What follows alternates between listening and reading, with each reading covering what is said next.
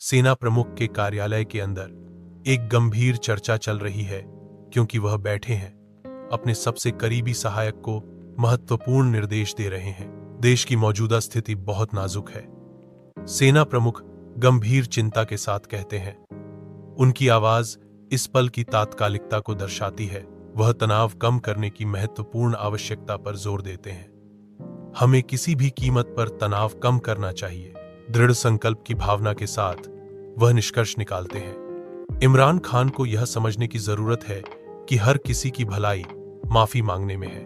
अपने आवास पर इमरान खान एक आगंतुक का इंतजार कर रहे हैं। हवा अनकही तनाव से भरी हुई है। प्रतिनिधि आता है, एक संदेश लेकर जो भाग्य की दिशा बदल सकता है। इमरान खान ध्यान से सुनते हैं। उनका चेहरा संयम का मुखौटा है। जैसे संदेश खुलता है, उसकी आवाज में विद्रोह गूंजता है। मैंने कोई ऐसी गलती नहीं की जिसके लिए मुझे माफी मांगनी पड़े।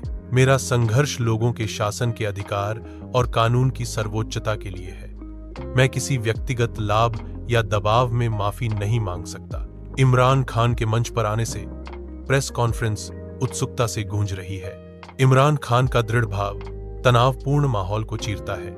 इमरान खान एक जोरदार इशारा करते हुए कहते हैं, मैं किसी भी दबाव में नहीं आऊंगा। उनकी आवाज में कोई बदलाव नहीं आया।